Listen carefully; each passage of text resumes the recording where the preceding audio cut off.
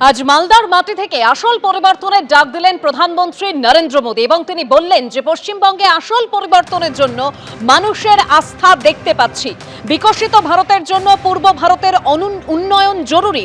হিংসায় মদতদাতাদের প্রত্যাখ্যান করেছে মানুষ। বিজেপির উপরই মানুষের আস্থা। কয়েকদিন আগেই বিহারে সরকার গড়েছে এনডিএ, এবার পশ্চিমবঙ্গে সুশাসনের পালা। মা গঙ্গার আশীর্বাদে এবার মালদাতেও বিকাশের গঙ্গা বইবে। কি বললেন মোদী দেখুন। मैं बंगाल के बेहतर भविष्य के लिए असली परिवर्तन का विश्वास देख रहा हूं।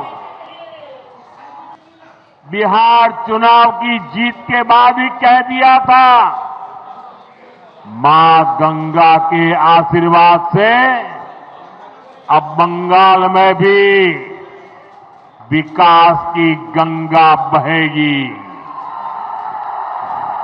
और बीजेपी ये काम करके रहेगी। मैं कहूंगा पलटानो दौड़कर, आप कहेंगे चाहे बीजेपी सरकार। पलटानो दौड़कर, पलटानो दौड़कर, पलटानो दौड़कर, पलटानो दौड़कर, पलटानो दौड़कर, पलटानो दौड़कर।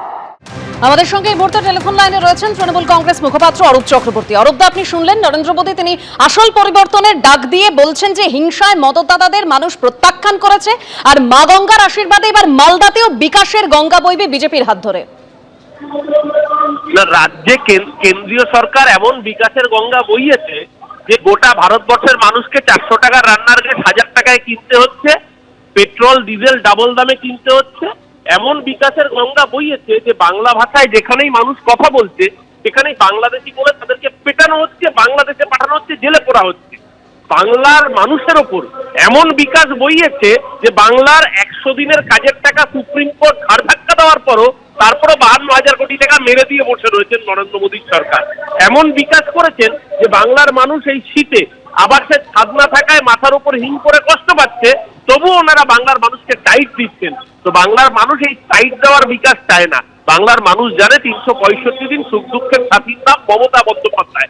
আর ওনারা নিরাপত্তা, নারী নিরাপত্তা, সুরক্ষা নিয়ে যখন এই বড় বড় ডায়লগগুলো দেন তখন গোটা দেশের মানুষ উন্নাও থেকে হাতরাস, মণিপুর থেকে একের পর এক জায়গা চোখের সামনে ভেসে আছে। তাই নরেন্দ্র মোদী যতই গালগল্প দিন প্রতিবার আসেন ভোটের আগেই একই মিথ্যের ঝুলি নিয়ে প্রতিবার মানুষের কাছে ঘাড় ধাক্কা খেয়ে ফিরে যান।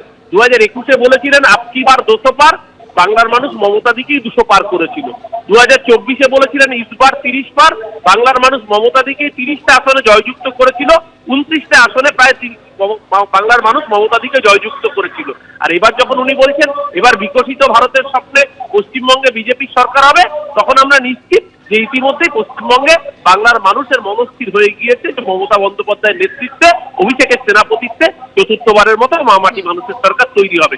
নরেন্দ্র মোদীর এই মিথ্যের ফুলঝুরিতে বাংলার মানুষ বিভ্রান্ত হয় না বলেই বিজেপি বারবার প্রত্যাখ্যাত হয়। আর এবার এসআইআর এর নাম করে যে অসভ্যতামি শুরু করেছে, এই দলটার নাম ও নিশান, বিজেপির নাম ও নিশান বাংলার মাটি থেকে মুছে দেবে বাংলার মানুষ আগামী 2026-এ। ধন্যবাদ অরূপদা। এবিপি আনন্দ এগিয়ে থাকে, এগিয়ে রাখে।